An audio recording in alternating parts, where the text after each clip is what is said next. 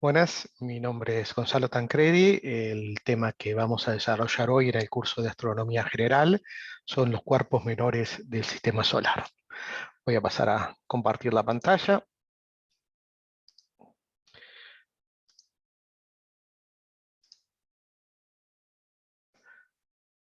Bueno, entonces voy a hablar de asteroides, cometas, meteoros, objetos transneptunianos y planetas enanos. Primero, una muy rápida presentación, que son, bueno, es un conjunto de objetos que denominamos cuerpos menores del Sistema Solar, porque sus tamaños característicos son desde algunas pocas decenas o cientos de metros hasta algunas centenas de kilómetros. Tenemos los cometas, que son aglomerados de hielos, principalmente hielo de agua y polvo rocoso, que al sublimarse el hielo, al acercarse el cometa al Sol, desprende polvo y gases formando una cola tal cual la podemos ver en la imagen esta que está aquí. Eh, el cometa presenta un núcleo como el que estamos viendo y del cual después vamos a hablar más en detalle.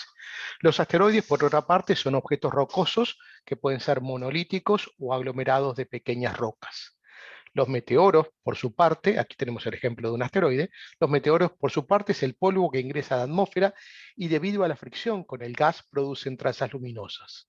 Los meteoritos son fragmentos de meteoros que no se desintegran totalmente. Finalmente, los objetos más exteriores de nuestro sistema solar son los objetos transneptunianos, como el que vemos aquí, y en particular tenemos el caso del planeta enano Plutón. También vamos a hacer referencia justamente a la definición de planeta.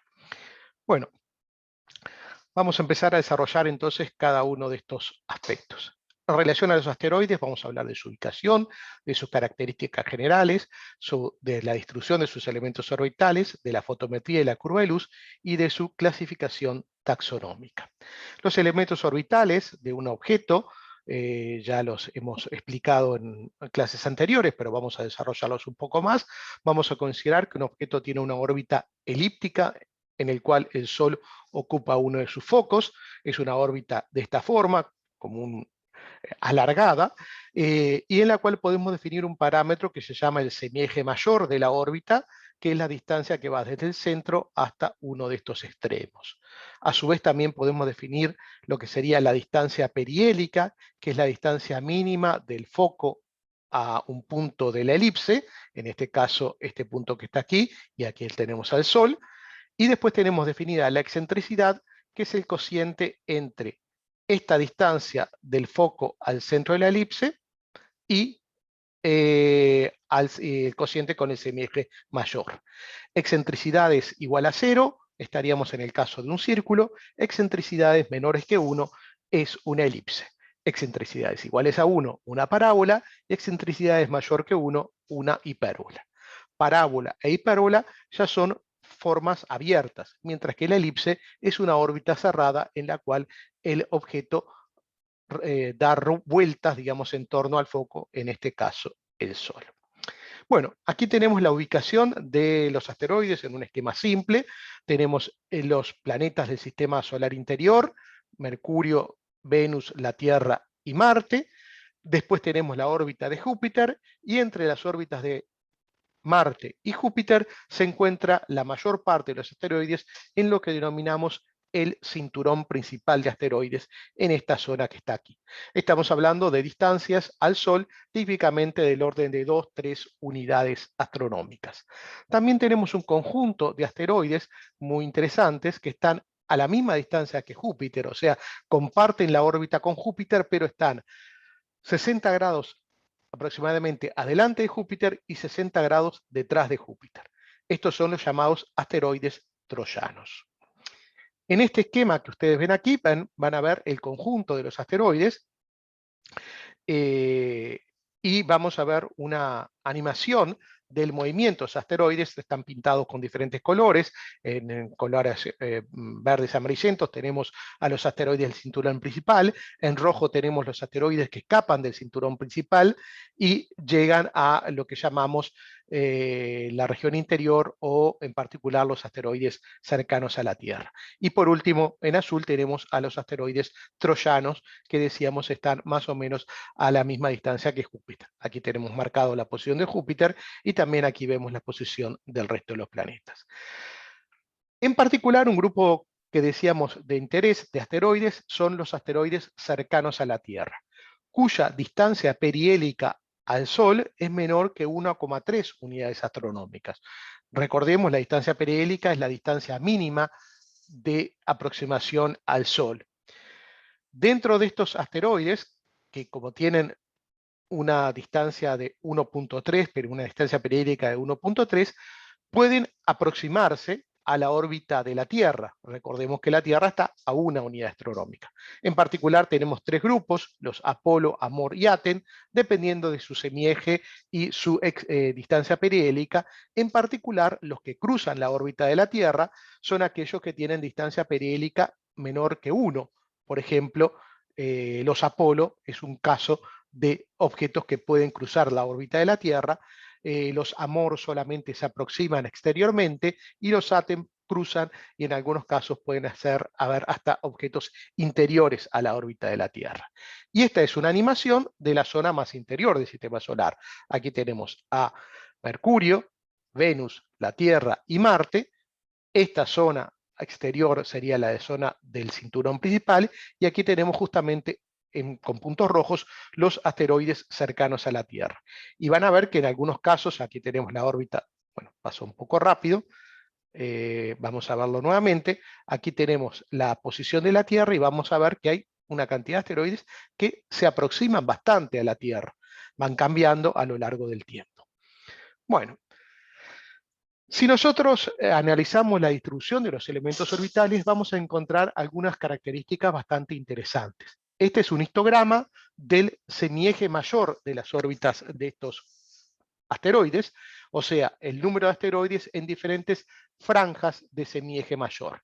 Y como vemos, la distribución se concentra entre 2 y 3 unidades astronómicas, pero no es uniforme. Hay zonas en las cuales hay mayor cantidad de asteroides y otras en las cuales hay menor cantidad de asteroides. Hay lo que llamamos brechas o gaps en inglés, que fueron propuestas inicialmente por Kirkwood en el año 1867. Estas brechas en las cuales hay falta de asteroides están ubicadas a posiciones muy específicas, como ustedes ven, a valores del semieje mayor muy específicos. Y en otras zonas hay concentraciones. Por ejemplo, también aquí encontramos a 4 unidades astronómicas de una concentración y la otra que ya habíamos hecho referencia, que era la concentración de los troyanos a la distancia de Júpiter. Estas brechas o gaps, como están ahí planteadas, tienen una cierta numeración que está referida a el fenómeno que llamamos de resonancia.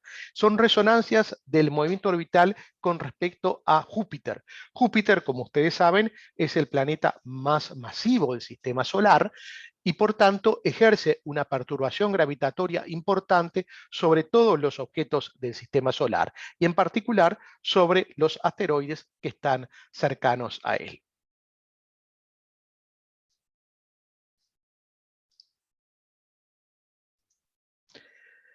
Entonces, vamos a tratar de entender un poco más cómo es este fenómeno de las resonancias y las brechas. Para eso vamos a ver el siguiente esquema. Vamos a hablar de la resonancia 2.13. ¿Qué significa la resonancia 2.3? Bueno, que un asteroide tiene una órbita tal que da 3 vueltas en torno al Sol cuando Júpiter da 2 vueltas en torno al Sol. Y eso lo podemos ver de esta forma. Ahí tenemos en negro el asteroide y en rojo Júpiter. Y entonces, cuando el punto negro da 3 vueltas en torno al Sol, el punto rojo completa 2 vueltas. Con lo cual, cada un periodo correspondiente a 3 o a 2 vueltas del asteroide o el planeta, los objetos se vuelven a encontrar en la misma posición. Y esto en el caso de Júpiter significa que, por ejemplo, pueden aproximarse, puede ser su distancia más pequeña, y de esta forma estar perturbando la órbita del asteroide. Y por tanto, lo que ocurre con estas brechas es que cuando hay una resonancia, como las que marcábamos en la figura anterior, hay una menor probabilidad de encontrar objetos ahí porque las perturbaciones de Júpiter se hacen más importantes. Bien, pero si analizamos un poco más en detalle la distribución de elementos orbitales, y en este caso lo que tenemos graficado es el semieje mayor de la órbita, semieje propio, y la inclinación de la órbita, en particular el seno de la inclinación de la órbita con respecto, por ejemplo, al plano de la eclíptica, y cada asteroide es marcado como un puntito. En esto vemos que hay zonas en las cuales hay concentraciones, mayor densidad de asteroides, y otras en las cuales hay menor. También tenemos claramente marcadas las gaps o brechas que habíamos señalado anteriormente. Estas zonas con mayor concentración son denominadas familias y fueron inicialmente propuestas por Hirayama a principios del siglo XX. En particular, por ejemplo, tenemos aquí la familia de Flora, la familia de Coronis, la familia de Temis, la familia de Eos.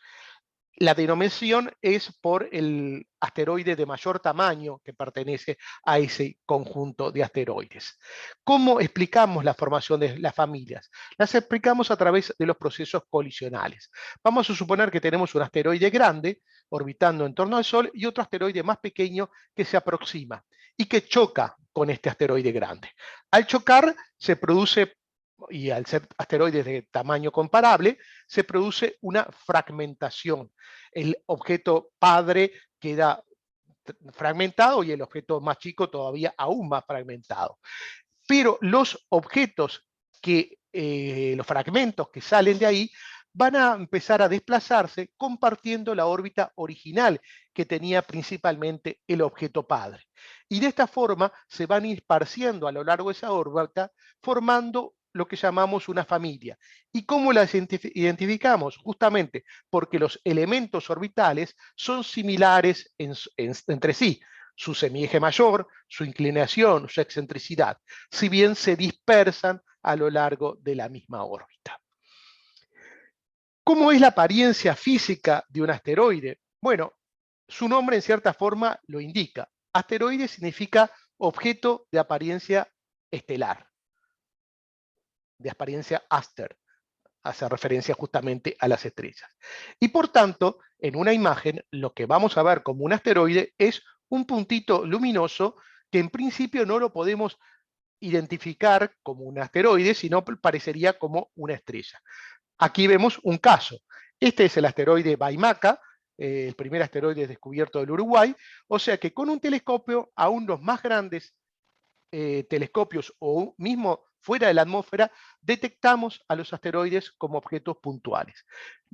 Prácticamente no llegamos a observar, solamente en muy pocos casos de asteroides muy grandes y con técnicas muy avanzadas podemos llegar a observar su apariencia no puntual, o sea, su apariencia, por ejemplo, esférica.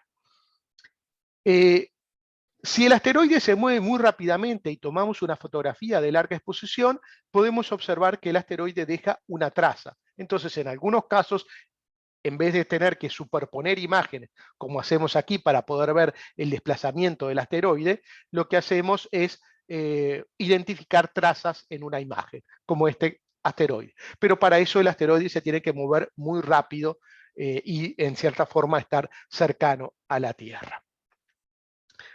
Entonces, ¿cómo podemos conocer sus propiedades físicas? Bueno, ¿cómo podemos conocer su tamaño, su rotación, sus características superficiales? Para eso vamos a analizar lo que llamamos las curvas de luz.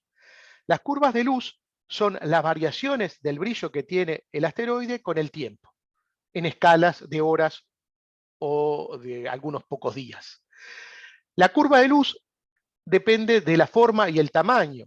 Y entonces, si por ejemplo tenemos un asteroide que tiene una forma esférica, va a tener una curva de luz plana, porque no hay variaciones del brillo por la reflexión que tiene la luz en una esfera. Mientras que si tiene una forma alargada, como un elipsoide, entonces ahí vamos a tener una curva de luz. Para explicar esto, lo más sencillo es justamente ver por ejemplo, esto que no es un asteroide, pero que se puede parecer mucho, una papa. Si tomamos una papa girando, que es un objeto de forma, en principio podríamos decir, cercana a un elipsoide, pero es un objeto de forma irregular, y lo hacemos girar, vamos a ver que el aspecto que nosotros vemos, la superficie proyectada que vemos, cambia. Y por tanto cambia la cantidad de luz que refleja y por tanto cambia el brillo y de esa forma obtenemos una curva de luz. A su vez vemos que si el asteroide presenta, como esta papa, manchas en su superficie, también eso va a afectar la curva de luz. Pero en principio las curvas de luz de los asteroides tienen esta forma bastante simétrica, en este caso, de un elipsoide triaxial. O sea, esto es la variación del brillo del asteroide con su ángulo rotacional o con el tiempo. También, si nosotros obtenemos un espectro del asteroide, o sea, una variación del brillo con la longitud de onda, vamos a poder hacer una clasificación de los asteroides en diferentes tipos. Si el espectro es plano, por ejemplo, si no hay variaciones considerables de la intensidad con la longitud de onda, hablaremos de que el asteroide es de tipo C.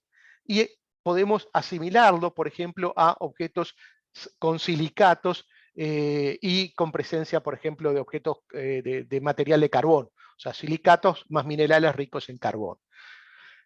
El tipo S tiene un espectro más rojizo, o sea, ¿qué quiere decir esto? Que hay una mayor respuesta, una mayor intensidad en la región del rojo. Y ahí estaríamos planteando que son silicatos más metales. Si es ligeramente rojizo, puede ser un objeto de tipo metálico, donde hay principalmente la presencia de metales en la superficie, o si no, otros tipos de menor envergadura. Y también tenemos esta otra información que es el albedo. El albedo es la cantidad de luz reflejada por una superficie. Es básicamente el cociente entre luz reflejada y luz recibida.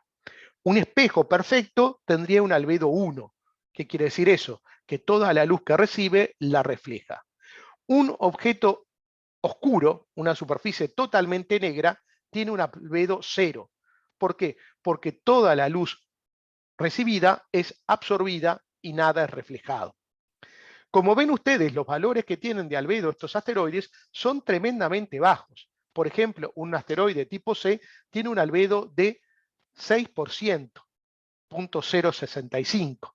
¿Qué quiere decir eso? Que el objeto es tremendamente oscuro, tremendamente negro. El carbón que ustedes tienen en una estufa, en una leña, tiene un albedo de ese orden. O sea que los objetos estos son de apariencia, digamos, con coloración o una coloración similar o del orden del carbón. Bueno, recién con el desarrollo de misiones espaciales es que podemos empezar a ver las formas y las figuras de los asteroides.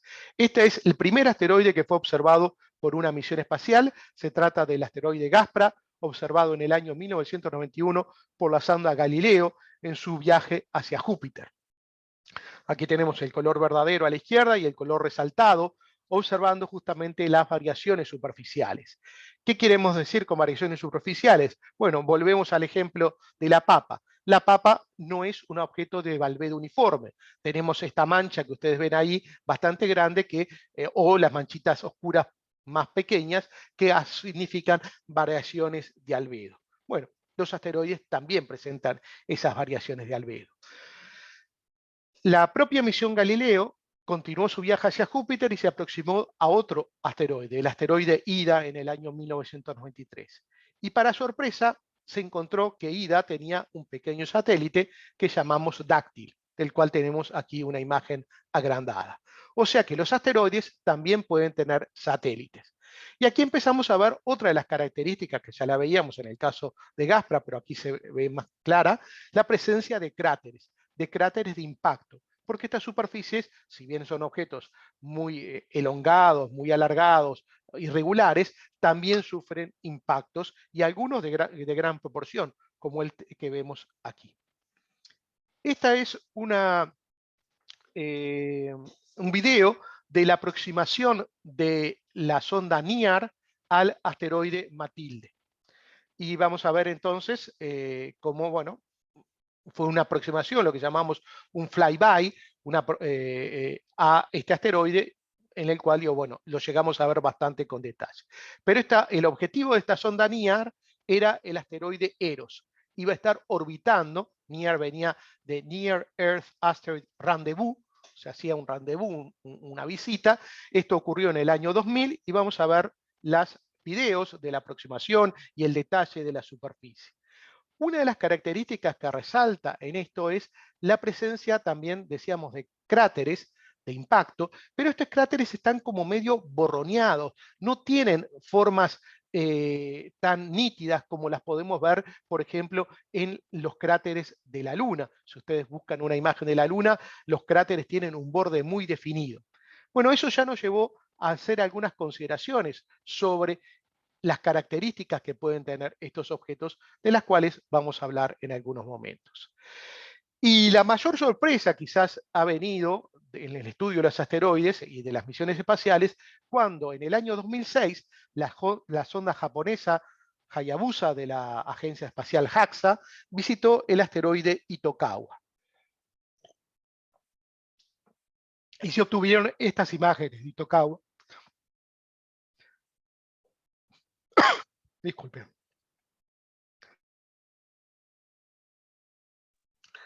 Estas imágenes de Itokawa muestran que el asteroide tenía en su superficie una gran cantidad de rocas. Y si ustedes ven esta imagen, se van a dar cuenta que parecería más que una roca monolítica, como un aglomerado de pequeñas rocas. Estas rocas tenían tan solo algunos metros, quizás alguna podría llegar a la decena de metros de diámetro, o sea que son relativamente pequeñas.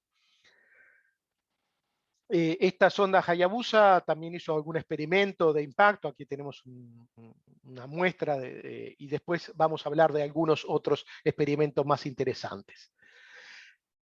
Pero para que tengan una idea de los tamaños comparativos de los objetos que hemos comentado, Matilde, uno de los primeros que vimos, que tenía unos 60 kilómetros, Gaspra Ida, los primeros visitados por la sonda Galileo, Eros, y este que está aquí es Itokawa.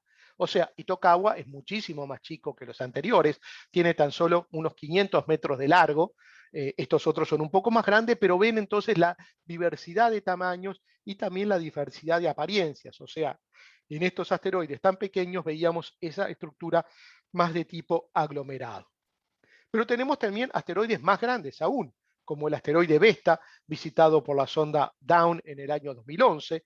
Y lo que vemos en este caso, por ejemplo, es que parecería que es un asteroide medio esférico, pero de la cual una parte como se la comieron. O sea, esto posiblemente es producto de un gigantesco impacto que destruyó casi la mitad de este asteroide Vesta. Y el más grande de los asteroides, pero en realidad que hoy en día es denominado planeta enano, es el objeto Ceres, visitado por la sonda Dawn. Dawn primero visitó Vesta y en el año 2015 visitó a Ceres. Y sí vemos acá una apariencia muy esférica, y la presencia, por ejemplo, de estas zonas más brillantes, de mayor reflectividad, que también desataron un debate muy relevante para las características superficiales de Ceres. Y en los últimos años hemos tenido varias misiones a asteroides. Estas son dos misiones, la misión japonesa Hayabusa 2, una nueva misión de la agencia JAXA, que visitó al asteroide Ryugu, el que está a la izquierda, y la misión de la NASA Bennu, la misión de la NASA OSIRIS-REx, que visitó al asteroide Bennu.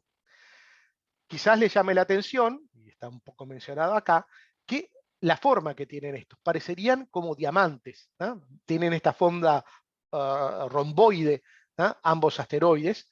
Estos asteroides están girando, rotando, ahora vamos a ver, y los tamaños relativos, para que los pongan en comparación, son estos que está acá. Este es el de la izquierda, es Ryugu, y el de la derecha es Bennu. Estamos hablando de objetos del orden del kilómetro de diámetro, o sea que son en cierta forma intermedios entre estos que están acá y Itokawa.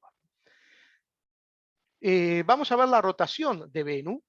Vean ustedes y ven la variedad de rocas que tenemos en la superficie. Nuevamente tenemos un objeto que parece como un aglomerado de pequeñas rocas, pero rocas de diferente coloración, o sea, de diferente albedo, posiblemente de diferente composición.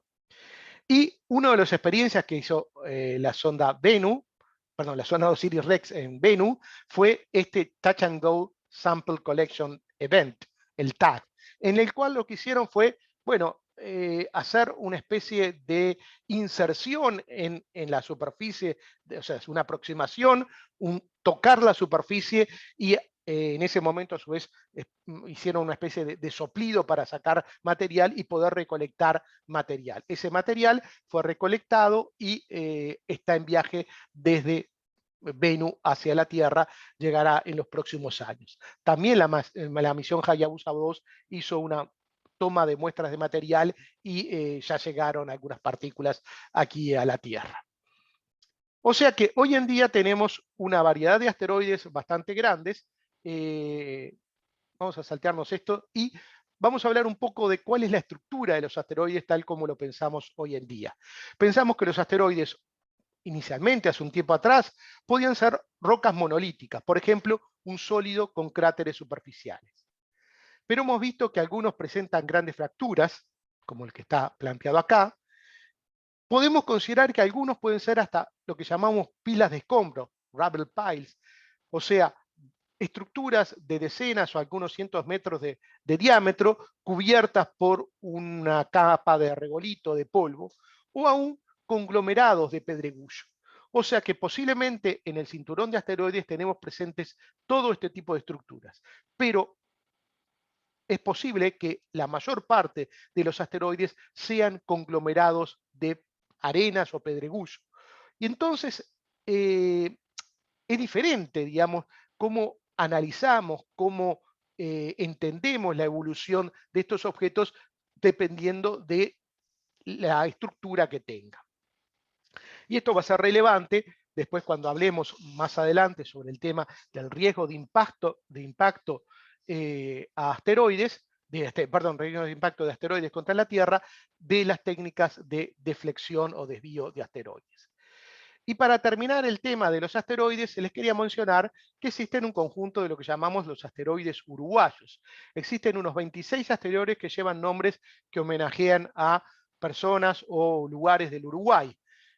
Aquí los tengo ordenados por la fecha de designación y en particular, bueno, está el asteroide Montevideo, está el asteroide Baimaca y Guyunusa, que fueron los primeros asteroides descubiertos desde Uruguay por nuestro equipo, y que fueron denominados de esta forma, obviamente, en homenaje a indígenas del Uruguay.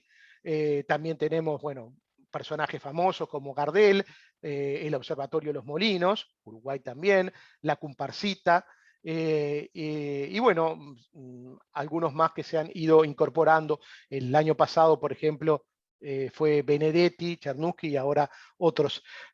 Algunos nombres que quizás no lo reconozcan tanto, que son astrónomos uruguayos, bueno, en mi caso Julio Ángel, Gallardo, ya lo conocen, Licandro, Mayada, Colucci, Sebastián Brusone, Andrea Sosa. Bueno, y acá vemos justamente una de las imágenes que tomamos hace un tiempo atrás cuando hice un trabajo sobre mi asteroide, el asteroide Tancredi. Hicimos la curva de luz y publicamos un artículo sobre la curva de luz, y lo que ven acá justamente es el asteroide desplazándose con respecto a las estrellas. Aquí lo ven en alguna secuencia de imágenes. Ahí en el puntito rojo lo estaba marcando. Así que esa es la forma que tenemos de identificar al asteroide y poder descubrirlo. En este caso ya era para observarlo. Bueno, vamos a hablar ahora de los cometas. Los cometas sin duda son objetos espectaculares. Podemos tener como, por ejemplo, este cometa del año 1975, el cometa West. O podemos tener un detalle del cometa, como es el caso del cometa Halley, cuando una sonda espacial, la sonda Giotto, se aproximó a tan solo unos pocos kilómetros del núcleo del cometa Halley. Y vemos ahí el núcleo del cometa. También vamos a analizar entonces las características dinámicas y físicas de estos objetos. En relación a las características dinámicas, a la distribución de elementos orbitales, aquí tenemos graficado un histograma del inverso del semieje mayor, 1 sobre A. Habíamos dicho que el semieje mayor de una órbita elíptica es más grande cuanto más distante el objeto está del Sol. Y el semieje mayor 0 correspondería a una órbita parabólica y el semieje mayor negativo correspondería a una órbita hiperbólica. Entonces, ¿qué es lo que vemos en esta distribución? Bueno, hay un conjunto de cometas que tienen estos semieje mayor que corresponden a un periodo de 7 días, de 7 años. Estos son los que llamamos los cometas de corto periodo. Existe, y están agrupados en esta zona que está acá, existe después los cometas de largo periodo, que son periodos mayores de 200 años, y existen luego un conjunto, un pico muy importante acá de cometas con semieje prácticamente infinito, perdón, creo que yo lo dije en forma equivocada. Semieje infinito es una órbita parabólica, eso quiere decir inverso de semieje próximo a cero. Y semieje negativo es sí un objeto de órbita hiperbólica. Entonces, cuando tenemos un semieje infinito, o sea, 1 sobre A próximo a cero, tenemos este pico de la distribución. Esto llevó a que en el año 1950 un astrónomo holandés, Jan Oort, propusiera de que hay una gran cantidad de cometas en órbitas muy distantes, comparables a decenas de miles de años, decenas de miles de unidades astronómicas, con periodos de decenas de miles de años o millones de años aún, o más largos aún, periodos orbitales, que están unidas al sistema solar, pero son muy distantes, lo que conformamos en lo que llamamos la nube de Oort. Entonces, dentro de los tipos dinámicos de cometas, podemos hablar de los cometas de corto periodo con menos de 200 años, de los cometas de largo periodo con más de 200 años. Dentro de los cometas de corto periodo están los cometas de la familia de Júpiter y los cometas tipo Halley. Los cometas de la familia de Júpiter tienen periodos de tan solo algunos pocos años, pongámosle menos de 20 años. Los cometas de tipo Halley con periodos intermedios entre unas pocas decenas y unos 200 años. Por ejemplo, el cometa Halley tiene un periodo de 76 años. Dentro de los cometas de largo periodo, o sea, de más de 200 años, tenemos los cometas nuevos que vienen de esta nube de Oort, y ahora vamos a ver cómo es la representación, con periodos que pueden ser tremendamente grandes, de millones o cientos de millones de años, y distancias del orden de decenas de miles de unidades astronómicas, o por lo menos más de 10.000 unidades astronómicas del Sol, y los cometas viejos que ya han hecho pasajes por el sistema solar interior y que serían con valores más intermedios. Dentro de los cometas de la familia de Júpiter podemos señalar que pensamos que provienen de otra región de la cual vamos a hablar más adelante, que es el cinturón transneptuniano. Y los cometas de tipo Halley provienen de la nube de Oort. Y ahora vamos a explicar un poco cómo son estos mecanismos. Pero si hacemos un corte del sistema solar y una representación, tenemos el Sol, la región de los planetas terrestres, el cinturón de asteroides, la región de los planetas gigantes, Júpiter, Saturno, Urano y Neptuno, la región transneptuniana, donde tenemos a Plutón, y otro conjunto de objetos que vamos a llamar objetos transneptunianos, o el cinturón de Kuiper, y dentro de estos también tenemos la región que llamamos de el disco disperso, y cuando estamos llegando a distancias del orden de miles de unidades astronómicas, vean que esto no es una escala lineal, sino es una escala más de tipo logarítmico en las distancias, esta distribución que está más bien plana, o sea que está más bien concentrada en lo que llamamos el plano medio del sistema solar, se empieza a abrir y alcanzamos una distribución más de tipo esférica en lo que llamamos la región de la nube de Oort. La nube de Oort va a ser entonces una nube de forma cuasi esférica, o una, hasta más que una nube, como una cáscara de forma cuasi esférica que rodea al sistema solar a distancias de varias miles y decenas de miles de unidades astronómicas. Y aquí lo tenemos nuevamente representado. Vamos a ir representando en diferentes escalas. Aquí tenemos el sistema solar interior hasta la órbita de Júpiter, donde aquí tenemos el cinturón de asteroides. Aquí tenemos ya el sistema solar exterior, con los 4 planetas gigantes y la órbita de Plutón y la región que llamábamos el cinturón de Kuiper o cinturón transneptuniano o región transneptuniana. Podemos tener objetos con órbitas muy particulares, como este objeto Sedna, que tiene una órbita muy excéntrica, muy alargada, que se aproxima a la región exterior del sistema solar, pero se aleja mucho más todavía. Y si consideramos nuevamente a otra escala, tenemos aquí esta nube esférica rodeando al sistema solar, que es la nube de Oort.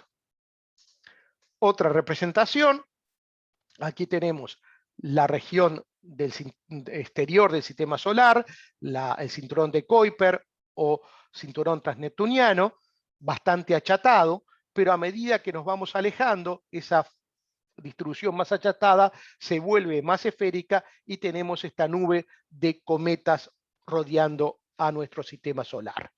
Podemos considerar que pueden existir miles de millones de cometas y no los vemos porque son muy distantes, o sea, no podemos ver los objetos puntuales allí porque son muy distantes.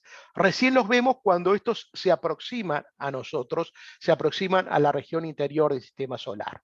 Otra representación más, y aquí tenemos explicado de por qué se pueden aproximar. Porque en principio fueron eyectados en algún momento y se mantienen ahí desde la formación del sistema solar, o sea, desde hace más de 4.500 millones de años, o por lo menos de ese orden, de más de 4.000 millones de años, están en esta región muy exterior. Pero si pasa una estrella cercana al Sol, como esta que está aquí, esta estrella ejerce una perturbación gravitatoria, tanto para el Sol, que la atrae, pero también una perturbación gravitatoria sobre estos objetos distantes que estaban orbitando en torno al Sol, pero débilmente ligados. Y entonces esta perturbación, que en definitiva tenemos que considerar la perturbación diferencial con respecto a la perturbación que le ejerce al Sol, va a hacer que la órbita pueda cambiar. En algunos casos van a ser eyectados del sistema solar y en otros casos, como este que está acá, van a ser enviados hacia la región interior del sistema solar, produciendo entonces un pasaje de este objeto por la zona interior. Esta órbita que estaba marcada acá, por ejemplo, es la órbita de Urano. O sea que este objeto cruza las órbitas de los planetas y se aproxima al Sol.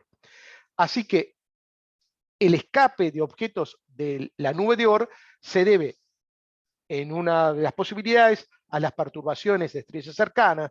También puede ser producto del pasaje de nuestro sistema solar por el plano de nuestra galaxia. O sea, hay diferentes efectos gravitatorios que pueden llevar a que los objetos escapen de ahí y se aproximen a la zona interior y los podamos ver. Esto en cuanto a la estructura dinámica o las características dinámicas de un cometa.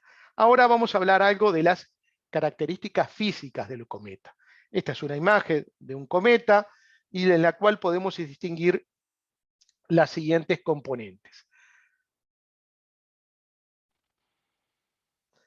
Por una parte tenemos el núcleo cometario, que es lo que está en la parte central y que de hecho no vemos directamente, solamente cuando nos aproximamos. Ahora vamos a ver alguna imagen. Es el objeto sólido central constituido por hielo y polvo. Es la única parte sólida de un cometa. Luego tenemos una coma, que es una envolvente de gas y granos que rodea, granos de polvo que rodea el núcleo. Es gas y granos que fueron liberados en el proceso de sublimación. Luego tenemos una cola que está ubicada en dirección opuesta al Sol, y dentro de la cola podemos distinguir dos colas, una cola de polvo, que es producida por la liberación de los granos y su movimiento orbital diferencial, y una cola de iones, que está constituida por moléculas ionizadas de gas y transportadas por el viento solar, que generalmente es de color azul. Aquí tenemos un nuevo esquema. Vamos a suponer que tenemos al Sol aquí, la órbita de nuestro cometa, Aquí tenemos el núcleo, rodeándolo tenemos la cabellera, que es la zona de más brillo central, y aquí tenemos entonces la cola de polvo, perdón, y la cola iónica o la cola de iones. Ambas colas están en dirección opuesta al Sol. Lo único que la cola de polvo está un poco más curvada en la dirección de la órbita. El cometa en este caso está moviéndose en esta dirección. ¿Ah? Y la cola iónica sí es diametralmente opuesta a la dirección del Sol. Aquí lo vemos nuevamente en esta. Aquí tenemos en esta dirección al Sol, y ahí tenemos la cola iónica y la cola de polvo. Aquí lo vemos nuevamente en este esquema, en el cual tenemos al cometa aproximándose, va formando su cola, y acá vemos cómo se separan la cola iónica, diametralmente opuesta al Sol, y la cola de polvo, que está levemente curvada. Podemos hablar de lo que llamamos la curva de luz perihélica, porque la variación del brillo del cometa se va dando a lo largo que se aproxima al Sol. Vamos a tener que, cuanto más alejado, va a tener un brillo menor. En el momento de máximo acercamiento, generalmente se da el máximo brillo, que es el momento del pasaje por el perihelio, y después disminuye nuevamente. Con lo cual, la variación del brillo de un cometa es típicamente de esta forma que está aquí. Decíamos que dentro de esta cabellera del cometa, aquí se va a encontrar el núcleo sólido. El núcleo en sí nosotros no lo podemos llegar a apreciar, ni siquiera en este caso, que es un cometa bastante grande, del cual vamos a hablar ahora y vamos a mostrar unas imágenes. Lo que sí vemos, la región central, donde está metido el núcleo. Recién con las misiones espaciales podemos llegar a ver el núcleo.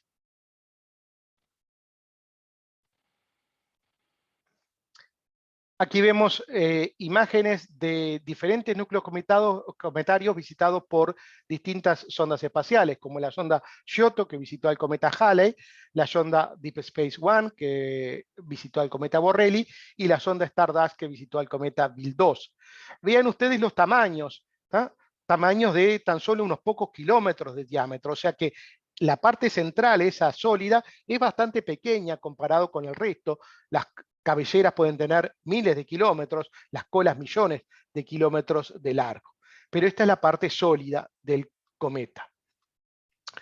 Y un estudio muy interesante se realizó del cometa Churyumov-Gerasimenko del año 2014, de la sonda Rosetta y también conjuntamente con Philae, que era una pequeña sonda que se depositó en la superficie.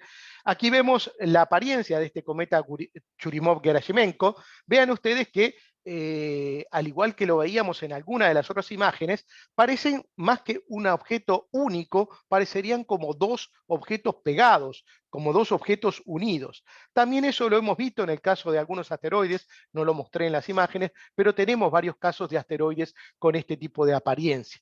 En realidad, lo que estamos pensando es que estos son dos objetos que en algún momento se fusionaron.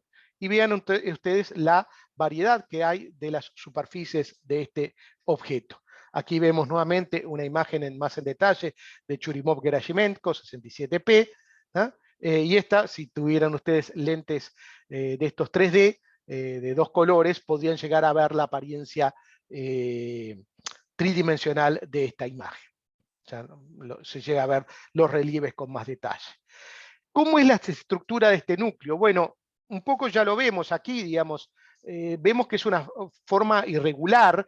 Las superficies tenemos en este caso como diferentes planos, como diferentes texturas.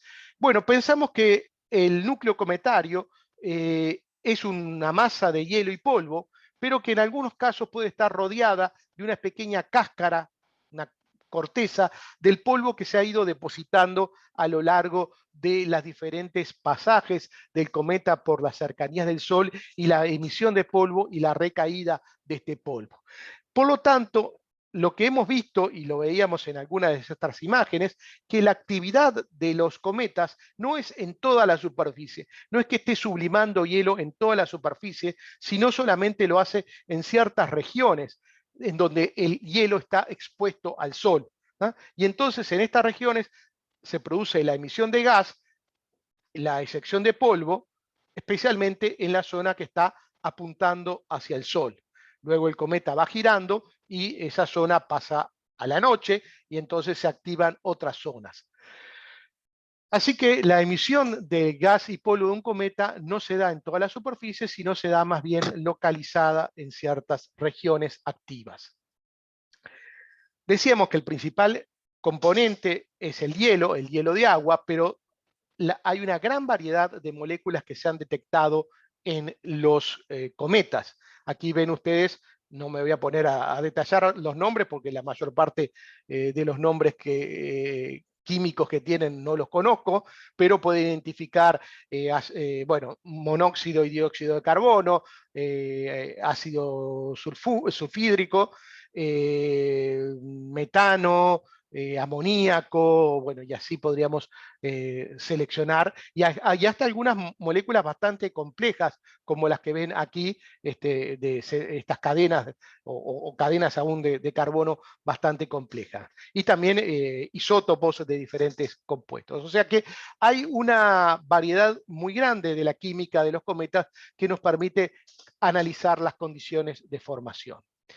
Y para terminar, digamos, esta parte de cometas, porque sin duda cuando hablamos de cometas hablamos de imágenes o fotografías astronómicas espectaculares, tenemos este cometa Hale-Bopp descubierto en el año 1995, un cometa espectacular, digamos, por su tamaño, por la cantidad de tiempo que se observó, porque era un cometa distante que se fue aproximando hacia la zona del sistema solar interior.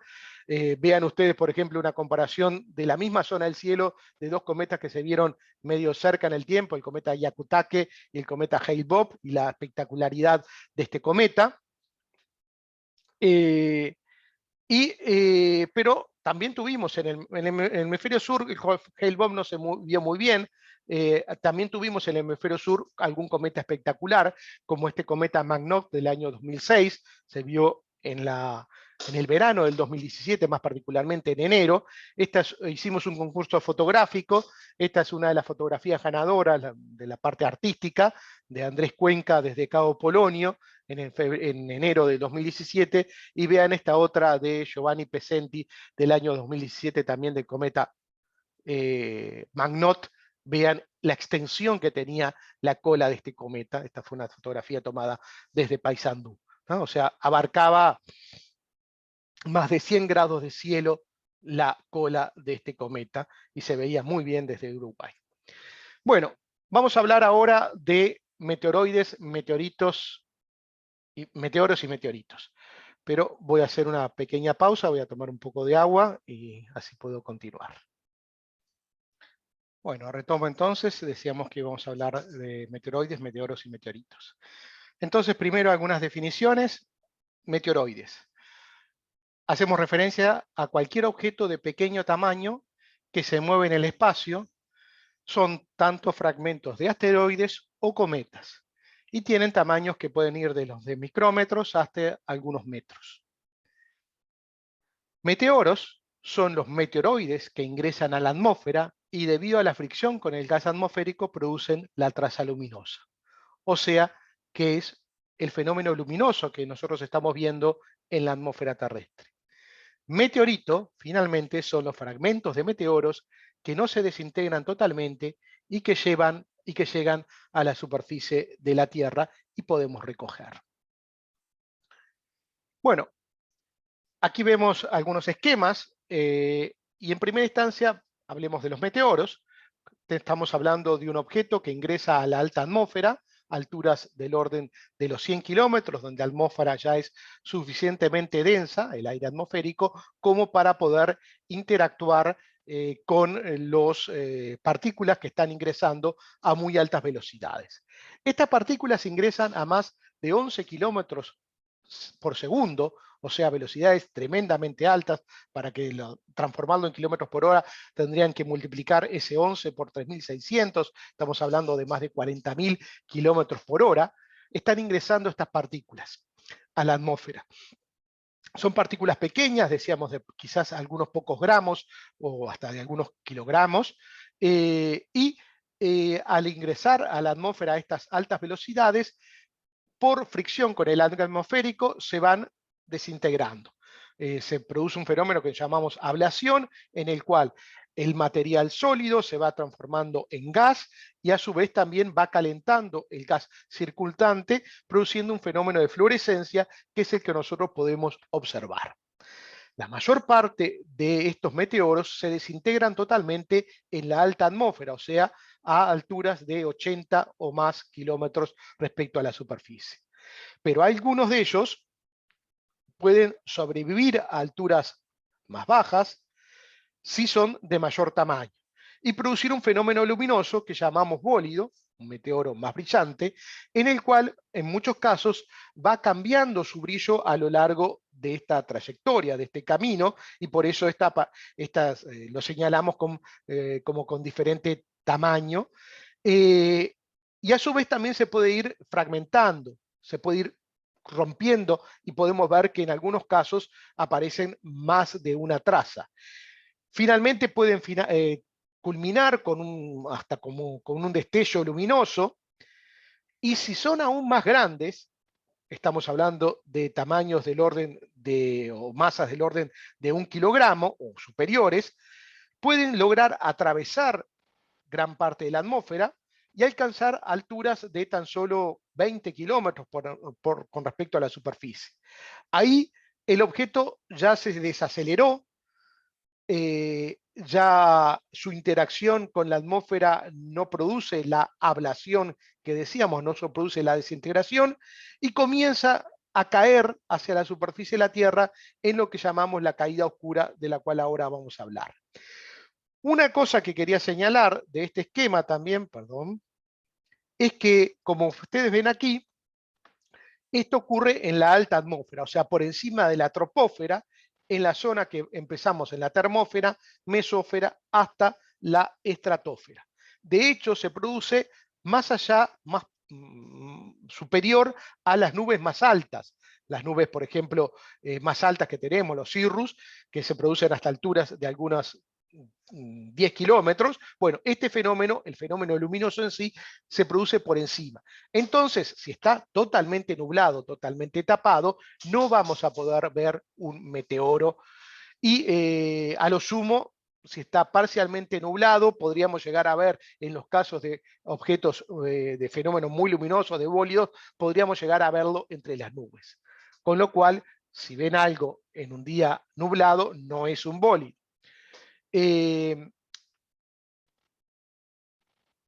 Bien. Y por otra parte, bueno, ahora vamos a hablar que también es un fenómeno muy rápido. Decíamos, tenemos el meteoroide que ingresa a la atmósfera, comienza a calentarse, produce el fenómeno de ablación y comienza a desacelerarse. Pero típicamente la duración de este fenómeno es de tan solo de algunos segundos.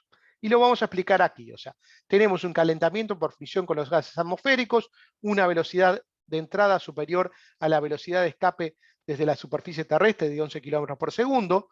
Se produce el fenómeno de ablación, que es pérdida de material superficial de un meteoroide por calentamiento, que también produce ionización de los componentes atmosféricos y del meteoroide, y por tanto un fenómeno de fluorescencia. Ahí tenemos el fenómeno brillante, que es el meteoro. Si ese meteoro tiene un brillo superior al brillo de Venus, el objeto puntual, digamos, más brillante que podemos ver en nuestro cielo, ahí tenemos, este meteoro es denominado bólido. Ese comienzo de la fase brillante ocurre a unos 100 kilómetros de altura, y cuando el objeto, decíamos, viaja a más de 11 kilómetros por segundo. Si bien se va desacelerando, podemos estimar que esos 100 kilómetros, o gran parte de esos 100 kilómetros, hasta los 20 kilómetros, los recorre a unos 11 kilómetros por segundo, o de ese orden, lo recorre en pocos segundos, del orden de 10 segundos. Por tanto, un meteoro, un bólido, no va a tener una duración superior a, pongámosle, 15, 20 segundos. Ya sería mucho. Generalmente es de tan solo unos pocos segundos y de menos de 10 segundos. Con lo cual, si ustedes ven un fenómeno que piensan que puede ser un meteoro o un bólido y tiene una duración superior en su desplazamiento a más de 15 segundos, descarten y no es un meteoro, no es un bólido. Finalmente decíamos que al alcanzar unos 20 kilómetros de altura ya se frenó lo suficiente como para finalizar el proceso de ablación y comienza la caída del remanente sólido, que es lo que llamamos el meteorito. Esa ocurre a unos 20 kilómetros y ahí la caída es una caída libre, con lo cual por digamos, arrastre, digamos, del gas atmosférico, por interacción con el gas atmosférico, se va desacelerando hasta alcanzar una velocidad terminal de unos 100 metros por segundo. Con lo cual, desde esos 20 kilómetros hasta la superficie, viaja a tan solo 100 metros por segundo o de ese orden y demora unos 200 segundos en caer, o sea, unos 3 minutos.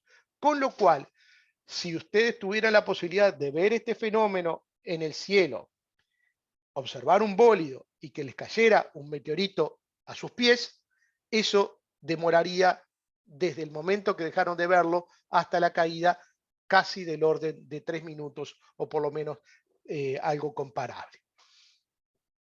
Bien, hay unos casos interesantes que es lo que llamamos las lluvias de meteoros. Cuando vemos que un grupo importante de meteoros se ven en una misma región del cielo como salir desde un punto en común, como estar radiando desde un punto en común, como se ve en este esquema que está aquí. Al graficar las trazas de estos meteoros en una lluvia, en una mapa celeste, los meteoros parecen provenir de un punto de origen común que llamamos el radiante. Sería este punto que estaría marcado acá. Y la interpretación que tenemos que dar para poder entender qué es el fenómeno de los radiantes meteóricos y las lluvias es el esquema que tenemos a la derecha, en la cual tenemos unas vías de tren paralelas que, vistas a la distancia, parecería que se juntan al infinito. Entonces, estas paralelas que se juntan al infinito son justamente las trayectorias que dejan estos meteoros viniendo desde grandes distancias. Y para eso lo vamos a explicar con el siguiente esquema, porque estas lluvias de meteoros están asociadas a cometas que fueron dejando a lo largo de su trayectoria en torno al Sol polvo, liberando polvo que va formando una especie de nube, de toro de material a lo largo de la órbita que se va dispersando, tal como lo vemos aquí. Cuando la Tierra cruza este toro, estas partículas ingresan a la atmósfera terrestre. ¿Y de dónde la vemos venir? Bueno, tendríamos que hacer una especie de diferencia de velocidades entre la velocidad de la Tierra en torno al Sol, el vector velocidad, y la velocidad de estos meteoros o de estos meteoroides que están orbitando en torno al Sol, pero en una órbita como la que está señalada aquí. La diferencia de estos dos vectores velocidad nos da una dirección. Y lo que vemos entonces es venir los meteoroides y desde esa dirección viniendo entonces los meteoros como radiando desde un punto. Entonces, las lluvias de meteoros están asociadas a cometas. Tenemos identificadas varias lluvias de meteoros que a su vez ocurren en ciertas épocas particulares del año, porque como decíamos acá, ocurren cuando la Tierra cruza la trayectoria del cometa y eso se da en ciertos momentos de la órbita terrestre. Entonces tenemos estas fechas de diferentes lluvias y a su vez, si vemos este esquema que veíamos aquí, perdón, provienen de una cierta región que la identificamos con una constelación de nuestra esfera celeste. Por ejemplo, la constelación de Lira, o la constelación de Acuario, o la constelación de Perseo, Orión, y así entonces llamamos a estas lluvias las oriónidas, las perseidas, que ocurren en fechas en particular. Y a su vez acá tenemos señalados los cometas que están asociados a cada una de estas lluvias y las ubicaciones de estos radiantes, que están en ascensión recta y declinación. La declinación es la distancia al ecuador. Si un objeto tiene una declinación positiva, está en el hemisferio celeste norte. Si tiene declinación negativa, está en el hemisferio celeste sur. Por tanto, lo que vemos aquí es que la mayor parte de estas lluvias de meteoros identificadas están en el hemisferio celeste norte, o sea, son del hemisferio norte. Muy pocas, solo una en este listado, está en el hemisferio sur. Y entonces ahí hay una asimetría que tenemos que todavía entender, pero que en parte puede estar explicada por la falta de observadores desde el hemisferio sur. A su vez podemos señalar que los bólidos, estos meteoros muy brillantes, pueden tener fenómenos de sonido asociados a ellos. Uno de ellos es lo que llamamos el boom sónico. ¿Por qué se produce? Porque este meteoroide ingresa a la atmósfera a una velocidad muy alta, una velocidad superior a la velocidad del sonido en el aire, que es aproximadamente de unos 340 metros por segundo, dependiendo de la densidad y las características del aire, pero de ese orden. Y estamos hablando de velocidades de kilómetros por segundo de ingreso. Con lo cual, estamos en velocidades supersónicas o diríamos velocidades hipersónicas. Eso, como al igual que tenemos el caso de un avión que rompe la barrera del sonido, que pasa a viajar a velocidades por encima de la velocidad del sonido de Mach 1, ahí entonces produce un boom, una explosión, entre comillas, explosión sonora, producto de la onda de choque que se genera al superar la velocidad del sonido. Y entonces esa onda de choque se va transmitiendo a lo largo de la atmósfera y se va a transmitir a la velocidad del sonido.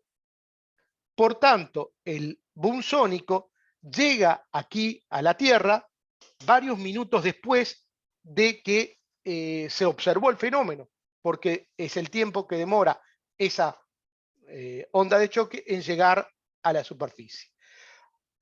También asociado a esto podemos producir una cierta variación de una señal sísmica, una variación del suelo, digamos, y de esta forma las bólidos también generan señales sísmicas acopladas, y a su vez también existe un fenómeno que se llama ruido electrofónico, que es simultáneo a la observación del bólido, pero que está asociada a perturbaciones electromagnéticas que va generando la ionización del gas atmosférico y que en este caso se transmite a la velocidad de la luz en el medio y por tanto lo vemos simultáneamente al fenómeno. Aquí vamos a tener un ejemplo de un bólido observado en Peekskill en los Estados Unidos. Vean ustedes justamente la fragmentación que decíamos. Esto fue filmado desde una cancha de fútbol y entonces ahí veíamos un foco luminoso por delante. Vean ustedes la fragmentación.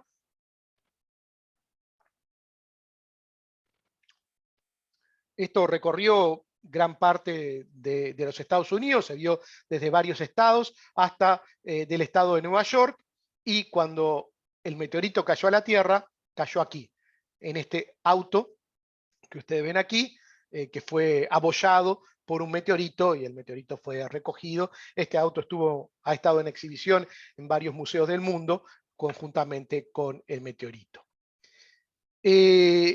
Este tipo de eventos en los cuales tenemos un impacto de un meteorito en una construcción, en alguna actividad humana, también ha estado presente aquí en Uruguay. Tenemos el caso del meteorito de San Carlos, Maldonado, del año 2015, en el cual a esta casa que está aquí, con un techo de fibrocemento, de dolmení, fue impactado por el meteorito, atravesó el techo, atravesó el cielo raso y el meteorito terminó golpeando la cama y rodando hasta aquí. Este es el meteorito que fue recogido. Otra parte del material roto, digamos, posiblemente del techo o del meteorito, impactó este televisor y quedó de esta forma. Tanto el meteorito como el televisor fueron donados por parte de la familia a la Facultad de Ciencia para ser usado en exhibiciones. Y aquí ven justamente un meteorito fresco, recién caído, con algunas características típicas como la costra de fusión, estas como hendiduras que tiene que llamamos reimagritos, y estas marcas blancas son marcas de fibrocemento del impacto. Un segundito, vamos a compartir de vuelta, pero ahora voy a compartir con sonido, porque así escuchan ustedes. Lo que vamos a ver a continuación es otro evento ocurrido en Chelyabinsk, en Rusia, el año 2013, y van a ver ustedes las filmaciones de un bólido de gran brillo. Estos son filmaciones desde cámaras en autos, porque en Rusia son muy comunes tener una cámara frontal por cuestiones de seguro de los autos. Vean ustedes el bólido y el brillo que alcanzó. Esto fue en la mañana de Rusia, y ven la hora, 9:30.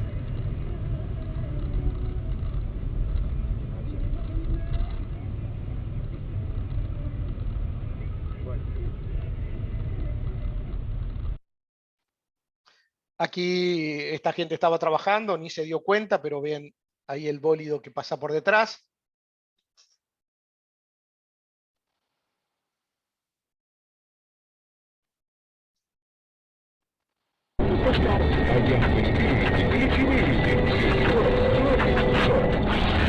Otra cámara de un auto.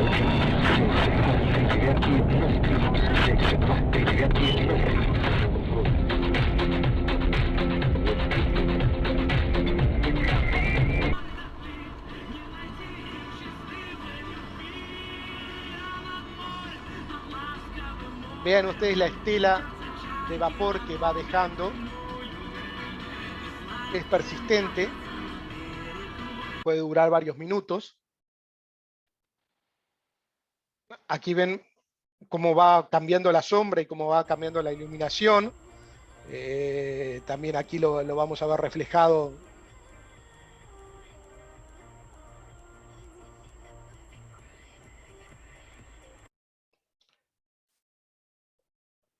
Aquí lo vemos también, llega hasta, el brillo es tan alto que llega a como a saturar. Y aquí vamos a ver. Este es el boom sónico que decíamos llega minutos después de haber visto el boom. O sea, ahí estaban comentando y viendo la estela y no sé qué, y qué habrá pasado, etcétera, y ya estaban comentando. Ahí llega el boom sónico. Блять, война нахуй.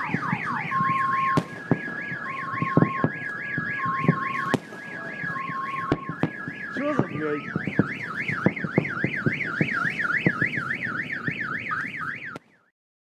Bueno, pueden encontrar en internet varias de estas filmaciones bastante interesantes, digamos.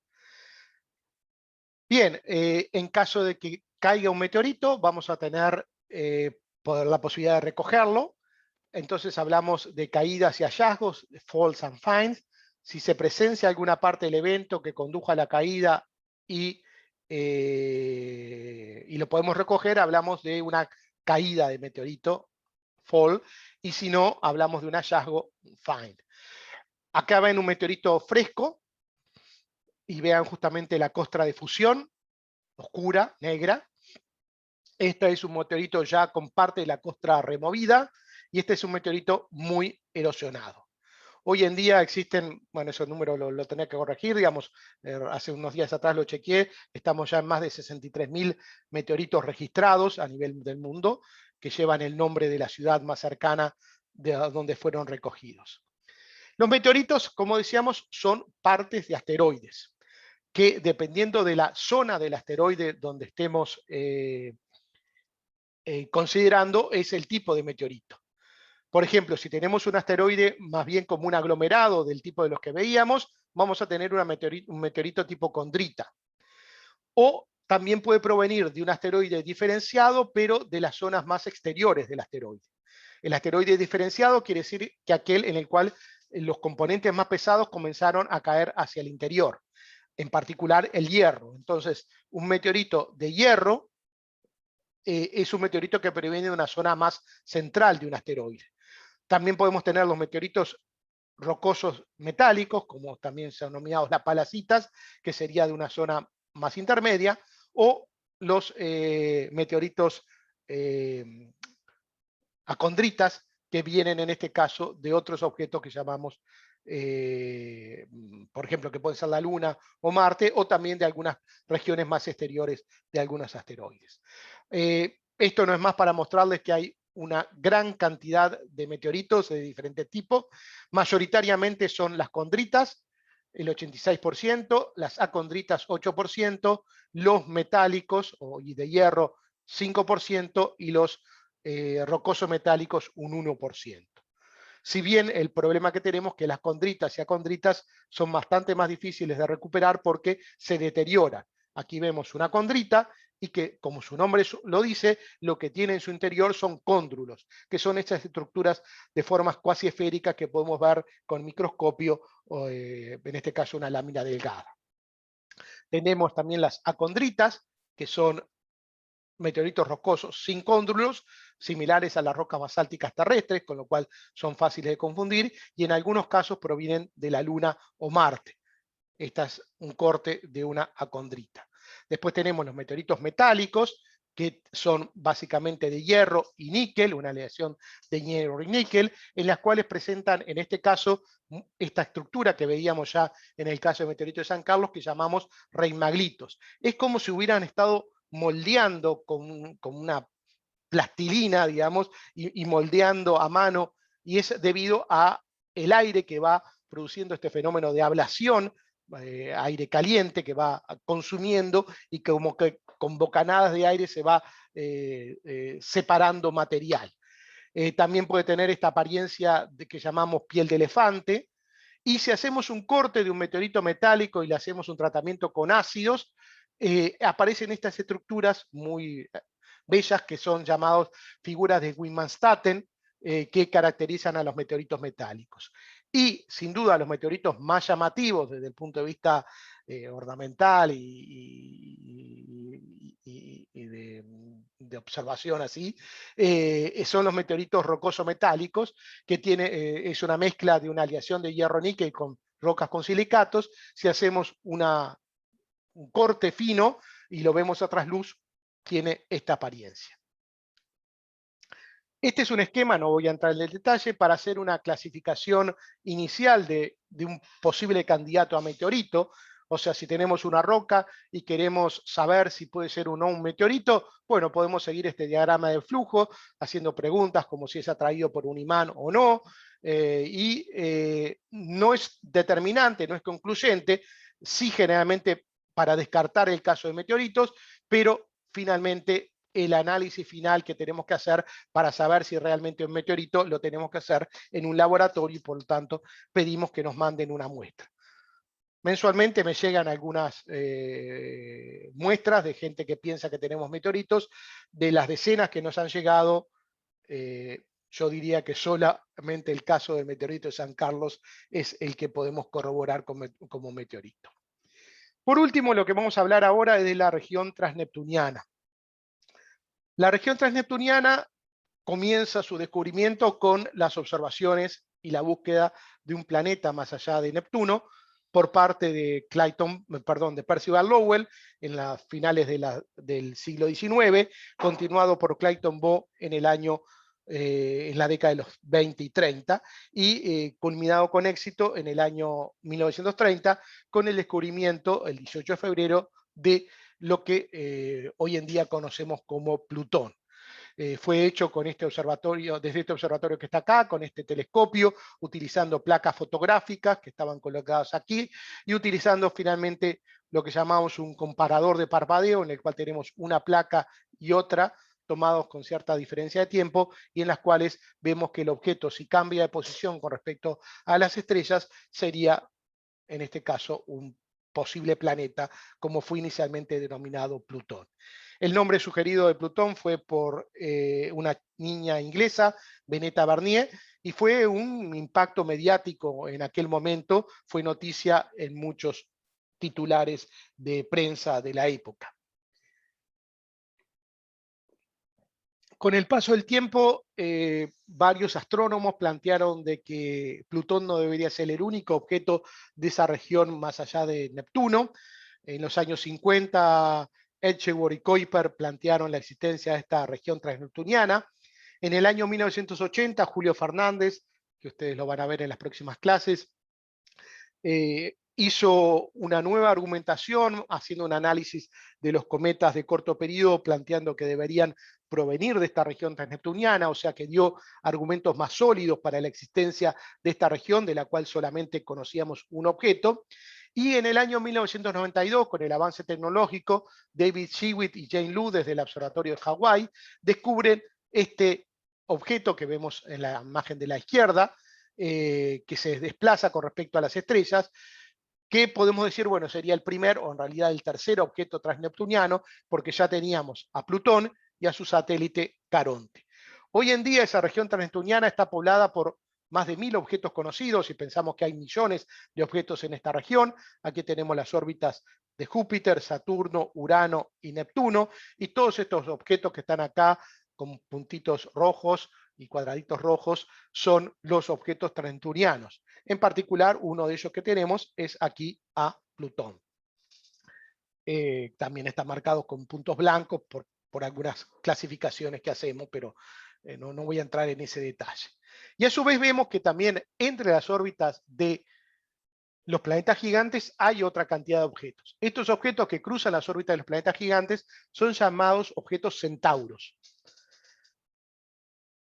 Si hacemos una distribución de elementos orbitales de los objetos transneptunianos en términos de semieje e inclinación, vemos que aquí tenemos la distancia a Neptuno, aquí tenemos la distancia a Plutón. En la distancia a Plutón se concentran un grupo importante, porque también están en una resonancia con Neptuno de tipo 2-3. Aquí tenemos esta zona de lo que llamamos el cinturón de Kuiper o cinturón transneptuniano, en el cual se concentran una gran cantidad de objetos de baja inclinación. Y después, más allá de eso, tenemos esta región que llamamos el disco disperso, con objetos con órbitas muy excéntricas y de alta inclinación. Y a su vez tenemos aquí la región de los centauros, que son objetos que cruzan la órbita de los planetas gigantes. Si hacemos ahora semieje mayor contra distancia perihélica, esta zona es, lo podemos decir como una zona prohibida, porque la distancia perihélica no puede ser mayor al semieje mayor, y vemos que podemos agrupar a los objetos en diferentes conjuntos. Esto es lo que llamamos el cinturón principal transneptuniano, órbitas de baja excentricidad, de distancia perihélica muy cercana al semieje, o sea, órbitas cuasi circulares, y después aquí tenemos la región de los objetos dispersos y aquí la región de los centauros que cruzan la órbita de los planetas. Y como vemos, acá tenemos también nuevamente señaladas las resonancias.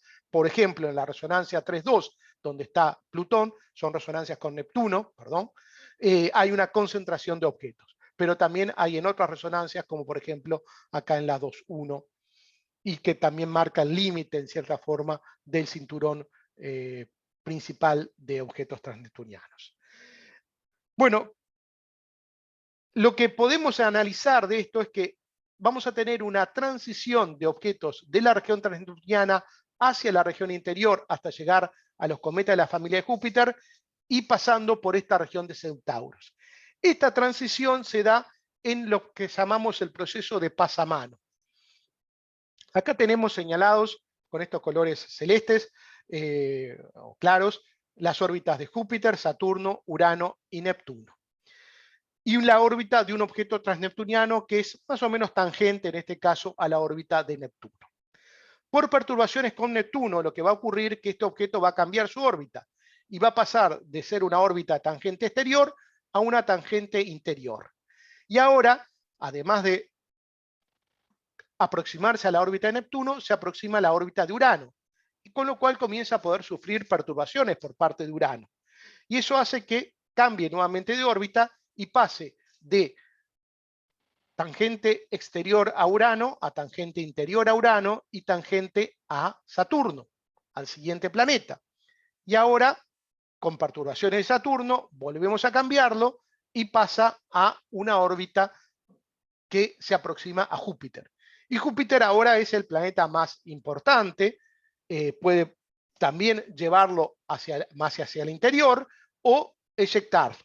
Y entonces este fenómeno que llamamos el pasamano, el hanging down, es lo que nos permite explicar cómo objetos de la región transneptuniana pasan a ser centauros y pasan finalmente a ser objetos de cometas de la familia de Júpiter. Y por eso entonces este esquema, este es el único, además de Plutón, el único objeto transneptuniano del cual tenemos imágenes de sondas espaciales, es el transneptuniano Arrokoth, visitado por la sonda New Horizons en el año 2019, que nuevamente vemos este aspecto de binario, o sea, de objeto como unido, y acá habíamos, por ejemplo, un núcleo cometario similar. Este objeto es un poquito más grande que los núcleos cometarios, pero sería, y no lo vemos activo porque está muy distante al Sol, está a muy baja temperatura. Cuando se acerca al Sol, podríamos llegarlo a ver de esta forma. Y hemos estado hablando de objetos neptunianos y hasta llegamos a introducir el concepto de planetas enanos. Yo no voy a entrar en el detalle de la resolución adoptada por la UIAI de definición de planetas, que lo vamos a explicar en otra próxima clase, pero decir que en esta definición hablamos de planeta enano como un cuerpo celeste que orbita alrededor del Sol, que tiene una masa suficiente para adquirir una forma cuasi esférica, cuasi redondo, y que no logró limpiar la vecindad en torno a su órbita. ¿Qué quiere decir esto? Que comparte su órbita con otros objetos. Tal es el caso de Plutón o tal es el caso de Ceres. Ceres comparte su región orbital con los otros asteroides, Plutón comparte su región orbital con los objetos transneptunianos. Si son objetos de forma no esférica, no redonda, los llamamos cuerpos menores del sistema solar, asteroides, cometas, la mayor parte de los objetos transneptunianos. O sea que en el sistema solar consideramos tres categorías de objetos: planetas, planetas enanos y cuerpos menores. Y de estos planetas enanos, hace un tiempo atrás, después de esta definición, que fue propuesta inicialmente por Julio y por mí en el año 2006 en la Asamblea de la UAI, hicimos un trabajo preguntándonos, bueno, ¿quiénes son los planetas enanos del sistema solar? Tenemos estos objetos que son candidatos a planetas enanos, y en particular el más interesante de todos sin duda es Plutón, visitado por la sonda New Horizons en el año 2015, y vemos, bueno, la riqueza que tiene Plutón en cuanto a sus aspectos superficiales. Es un objeto de unos 2000 kilómetros de diámetro aproximadamente, y podemos llegar a ver hasta montañas de hielo en Plutón. Bueno, para ir terminando, volvemos al esquema de estos objetos del sistema solar, la región central donde se concentran los planetas, y en este plano central están la mayor parte de los asteroides, objetos transneptunianos. Esta región, a medida que nos vamos alejando del Sol, comienza a tornarse más esférica y llegamos entonces a la nube de Oort. Bueno, no voy a entrar en esto, y estos serían los candidatos a planetas enanos que tenemos hoy en día. Y bueno, con esto entonces voy terminando la presentación por el día de hoy, y vamos a quedar pendientes a las preguntas que puedan surgir para la próxima clase. Bueno, nos vemos entonces